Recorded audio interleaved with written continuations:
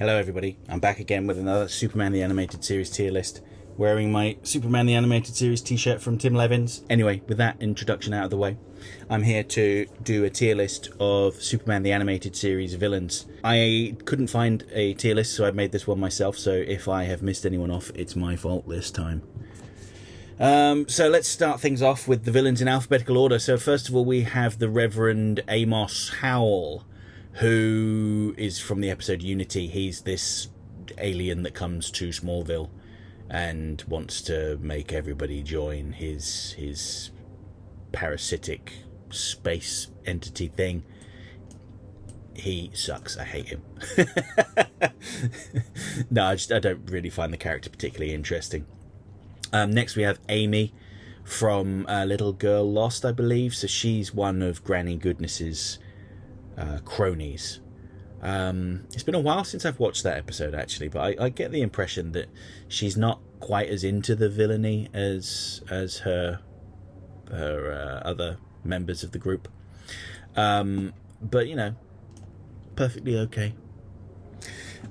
Next we have Bizarro, who, I mean, I love Bizarro. I think he's like a top tier villain because he doesn't know that he's a villain. He thinks he's heroic, and everything he does is just like a comical misunderstanding of the situation that just ruins people's lives.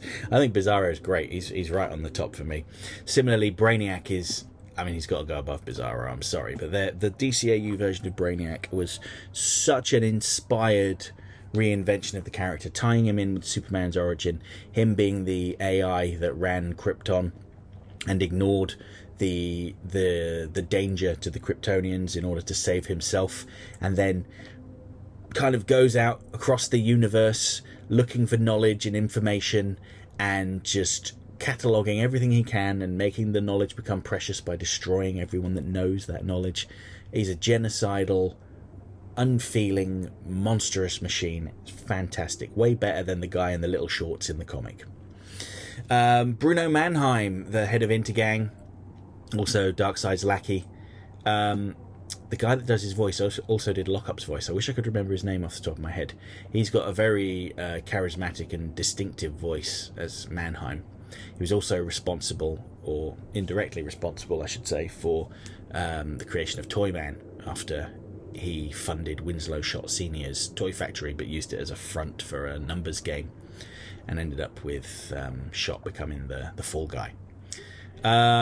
Actually, come on, I don't do him a disservice. He's going on B.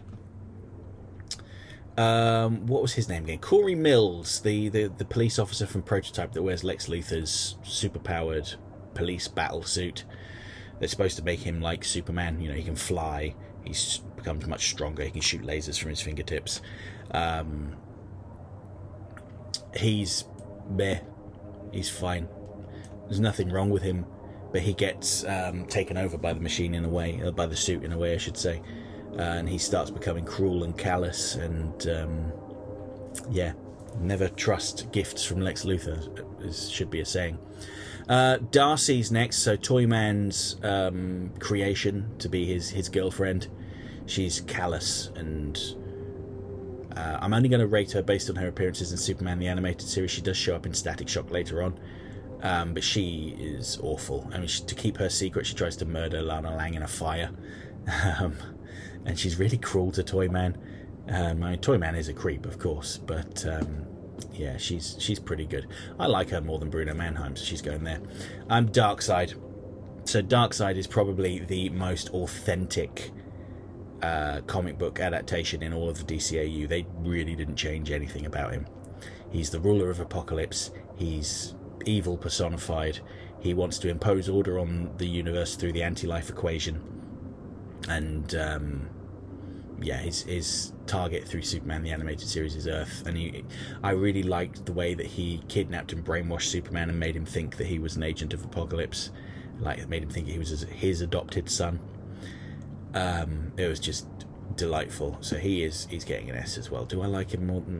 I'll put him there.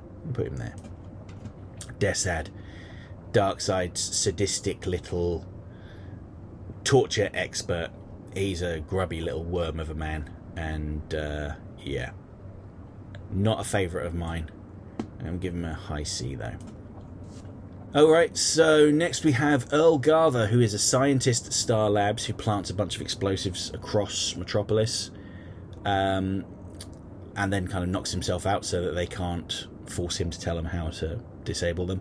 So they bring in the Parasite to drain the information from him, but his personality is so strong that he takes over the Parasite. Brian Cox voiced him, I remember that much. He's pretty solid as well. He's a one-and-done villain. It's quite interesting to see how the Parasite's powers could be used by a genius in that episode. But again, one and done. Next, so I've kind of lumped these three together. It's Lashina, Mad Harriet, and what was her name? Stomper or something like that. The Furies, Granny Goodness's Furies. They are...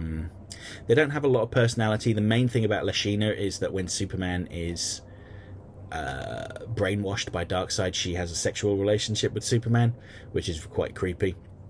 I'm going to put them on a C. I like them more than Desad, though. Okay, next we have General Hardcastle, who some people would say is not a villain because they think he's just doing his patriotic duty trying to protect America from an alien invader in Superman. But he ignores all of the evidence in front of his eyes about Superman's heroism. Now, he argues that he was proven right when Darkseid took control of Superman at the end of Superman the Animated Series, but he's still wrong. He spends all of the US military's resources trying to come up with ways to defeat Superman. He's a bad guy. But, yeah, let's put him there. Okay, so next we have Granny Goodness, played by the late, great Ed Asner. She's one of Darkseid's lieutenants. She's kind of responsible for disciplining his workforce and recruiting people from Earth to join his cause. She outfits a group of child robbers with high tech, and she has a more prominent role in Justice League Unlimited, and Justice League as well. But pretty solid. Granny Goodness is getting a B. Above Bruno Mannheim, yeah, you bet your bottom dollar. Jack Zur, a Kryptonian general that was kept in the Phantom Zone after he tried to take over Krypton, was released by Mala. Later on, he plans to take over Earth, but Superman stops him. Later on, he and Marla escape from the Phantom Zone and take over an alien planet, showing exactly what they would have done to Earth, subjugating the people. Yes. Authoritarian, fascisty type, shows the negative side of Krypton. I'm putting him... Yeah, I'm going to put him below Darcy, but above Granny.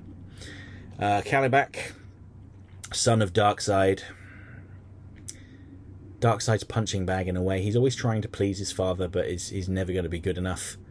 I have to wonder if it's because he's just so like animalistic looking.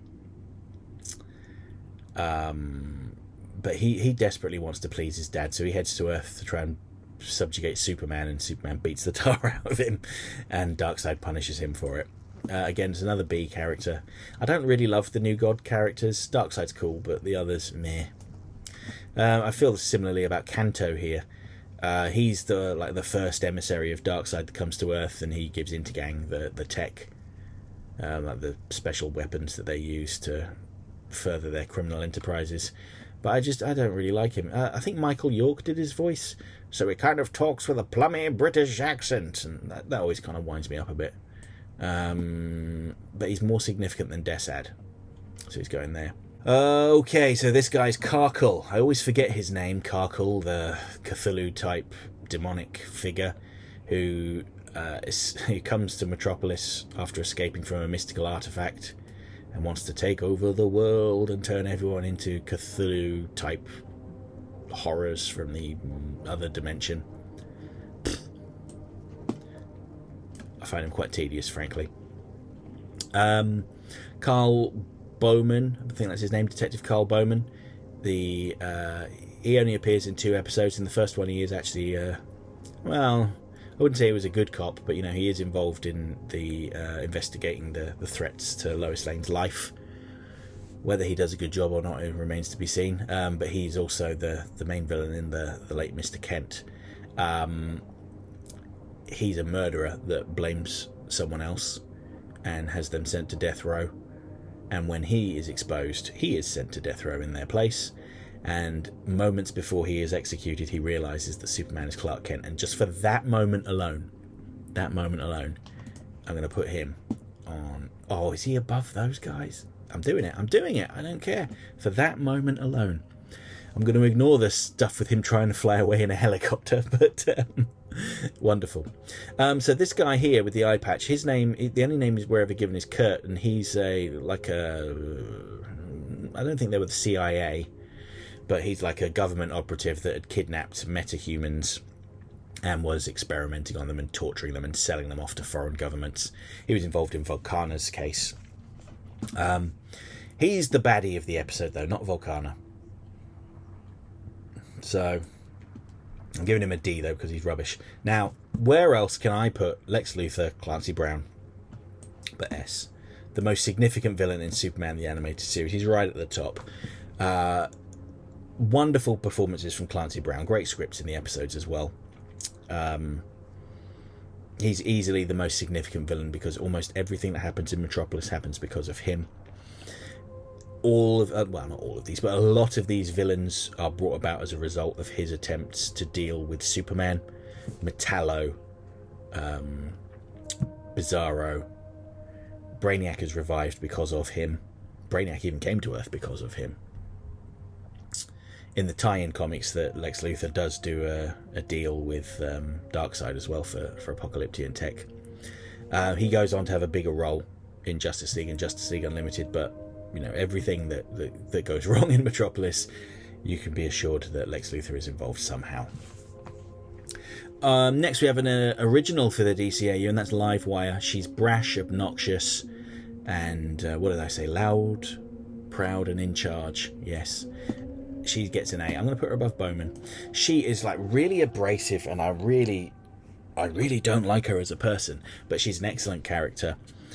She's very staunchly anti-Superman. She had been a shock jock prior to her transformation, running on an anti-Superman platform, employed by Lex Luthor, I might add. And you know, once she gets her powers, she just decides that she's going to take everything she can from the world and withholds people's power and access to the television and so on, unless they pay her money. She's really good. Good creation. Doesn't get used enough, actually, outside of these cartoons. Next, Lobo. Right up there. Is he second best? No. But there. I love Lobo. I think that they did such a good job of... in their interpretation of Lobo, transferring him over to the screen, because he's kind of I mean, obviously it's a very juvenile character, but very crass, lots of gore, lots of sex references, lots of violence, but they've transported him over really well into this show. He was very authentic without being too streamlined. So yeah, great stuff. Very comedic. On the opposite end of the scale, we have Luminous, who's like a creepy stalker that's got a thing for Lois Lane, and he's got light-based powers. He turns the He turns the sun red and stops Superman from getting powers. So I suppose that's quite significant. But he's just like a creepy loser. I'm going to put him at the bottom of C, because okay, he does have some fairly significant contributions to be made, but he's a loser. Marla. She's going right next to Jack Zur. The thing that's interesting about her is that once she's released from the Phantom Zone, I should say, because she feels she had served her time and should have been released long ago. Once she's released, she assumes that she and Superman are going to mate to preserve the Kryptonian race, but Superman says, "Oh, no. And so she breaks out Jack Zur, and presumably they're going to mate and continue the Kryptonian race. But she's his trusted lieutenant. She can't really be trusted with the powers that she has, because she's not gentle, she's not compassionate, she's not kind. She uses those powers to enforce her will. Not so great. Next, now this one is a little debatable. Some people will say Maxima isn't a villain. I might say she's an antagonist, but I included her for completeness. Maybe I should have included her general guy, actually, instead of her. There's an oversight. But let's just go with Maxima. C. Maxima's whole thing is that, a bit like Marla, she wants a powerful mate, and she identifies Superman as being a suitable companion based on his physical attributes, and he rejects her, and she kind of goes into a bit of a tantrum about it, and they fight. She takes him back to her home planet, but there's been a coup by that aforementioned general, who really sucks, by the way. He's awful. I'll give him a D. How about that? There you go. And Superman and Maxima team up to stop him. I think she's okay. That's why she's in the C. Next, another original character is Mercy Graves. So she is Lex Luthor's bodyguard and chauffeur. Later on, she becomes the CEO of LexCorp after Lex Luthor goes to prison. It's Mercy. I think she's really good. I'm going to put her at the top of the B tier because she doesn't really get a lot of attention in the show. Probably in the episode Ghost in the Machine, she probably gets the most there. It's quite a sad scene where she's found Lex Luthor in being held hostage by Brainiac. She and Superman get him out, and in the struggle, the lab is collapsing. She gets pinned under some rubble and calls out to Lex to help her. He stops, he looks at her, considers it, and then runs away. And the look of shock and betrayal on her face, because she thought he cared about her, but he doesn't. He doesn't care about anyone but himself. Superman saves her though, but she ends up going back to him anyway because she cares about him. Alright, next is Metallo. Oh, I love Metallo. I love their version of Metallo. He's played by Malcolm McDowell, who always plays like a certain role where he's always like kind of pervy and abusive. Just think of his roles in like Clockwork Orange or Caligula or I'll Sleep When I'm Dead, that kind of thing. And he does something similar with Metallo. He tries to force himself on Lois Lane, but because he's had his consciousness transferred from a human body to this robot body, he can't feel anything. So he has no feelings of arousal, and it drives him mad. That is really messed up. And he's got this synthetic skin that could make him pass as a human, but he just refuses to wear half of it. He just keeps pulling it off. Even when Intergang replaces it for him, he's like, nope, I'm taking off half of the face, all the chest. There we go, this is my look. How will people know that I'm Metallo unless I expose my metallic underside? Alright, next we've got Mr. Mxyzptlk. Really great comedic character. His episodes are absolutely love letters to the old Warner Brothers cartoons of yesteryear. He's definitely getting an A. Gilbert Gottfried does a wonderful performance as him. So abrasive, a bit like Livewire, but wonderful at the same time. Alright, next we have the Preserver, who I mistakenly called the Collector in my Lobo video. The Collector's someone else entirely. I think that's a Marvel character, actually. His whole motive is that he wants to preserve species that are on the brink of extinction because there's only one of them left. Mostly, I guess you would call them animals, not particularly advanced creatures. And he keeps them in his like space zoo. And then he decides he wants Superman and Lobo, who are sentient creatures and escape. And then Superman ends up adopting all of the space creatures and keeping them in the Fortress of Solitude in his own little space zoo, including Starro, which will be significant in Batman Beyond. Pretty solid. He has a different form as well that lurks inside of this kind of puffy, round, harmless-looking form. It's a much bigger red version with big pointy claws. But yeah, he's solid, as I said. The next one is the Promethean. I don't know if I should necessarily class him as a villain. He's just like a gigantic thing. Alien machine, I suppose, that just consumes energy. It just exists to consume. I think it was designed to do labour, like manual labour. But it was too much, so they ended up encasing it in a rock, like an asteroid prison, and launching it into space, and he ends up coming across Earth. Putting him on the lower end of C because, yeah, I mean, it's nice visual. I think it's a Jack Kirby character as well. But, yeah, not much to him. All right, next we have Sinestro. Now, you may pause me for a moment here and say, what is a Green Lantern enemy doing here? Well, he debuted in Superman the Animated Series. That's why he's on here, and the Joker and Harley Quinn aren't, because they're from Batman the Animated Series. whereas Sinestro and Weather Wizard debuted in this show. So Sinestro is just trying to get the Green Lantern ring from the new Green Lantern, Kyle Rayner. That's basically it. He's fine. Actually, I know I like him better than these guys. Yeah, more than Hardcastle. More than Mannheim. Yeah, he's going to go there. Not much to him. Steppenwolf, one of Darkseid's warriors. I'm going to put him with the other ones. He doesn't really do much, though, in this series. But he's at least tough. Alright, now we have Tina here. So she is Metallo's girlfriend because she loves metal. She's very manipulative. She earns the trust of the Daily Planet staff by joining as an intern. Pretends that she's dating Jimmy Olsen to lure him into a trap. She's deceitful and unpleasant, and I really don't like her. But, you know, I'm not saying she's a bad character. I just don't like her. Yeah, she's going to go there. Titano. Now, Titano's kind of in a way, a tragic figure, and maybe not really a villain per se. He's not in control of his growing ability. He was launched into space and left there to die, and he got exposed to weird radiation, and he's basically superpowered now. He's very much like King Kong in a way, in that by the end of the episode they just kind of give him his own little island to live on in peace away from everyone else. Although I was left wondering, how exactly, was it an island or was it just a jungle? Anyway, how exactly is he going to find enough food to sustain himself? Then again, maybe he doesn't need to eat anymore. But yeah, he's fine. He's fine. It's kind of a sad story. Tugs at the heartstrings a little bit. Yeah, I like Titano more than her. Toyman. All right, so Toyman's another one of my favourites, so he's going up on the S. Yeah, I'm doing it. Delightfully creepy is how I would describe Toyman. With that porcelain mask. And he makes these wonderful world-changing inventions, but he always frames them through the lens of like toys and action figures.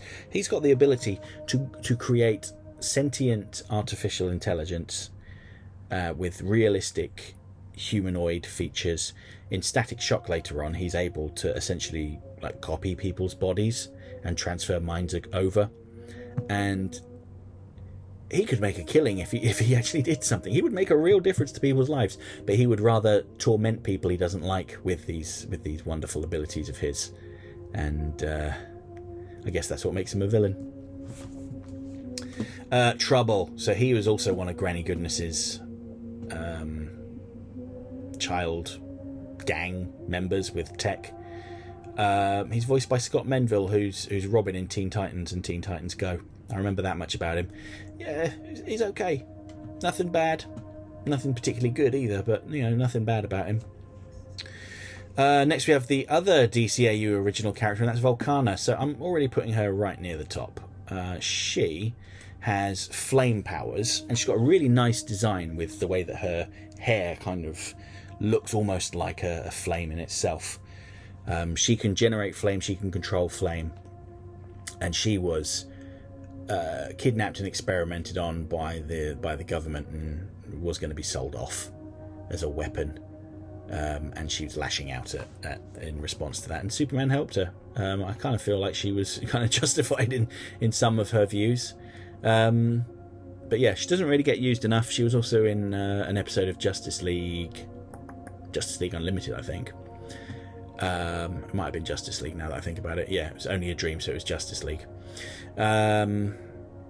Yeah, they could do more with her. She's in the Harley Quinn show as well, but yeah, solid character, good design.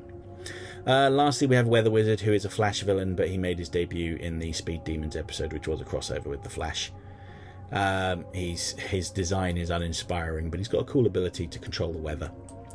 I'm putting him in C. He's better than those guys. Come on, he's better than them. He's better than them. I'm going to put him, do you know what? No, he's better than that guy. He's better than that guy. He's better than that guy.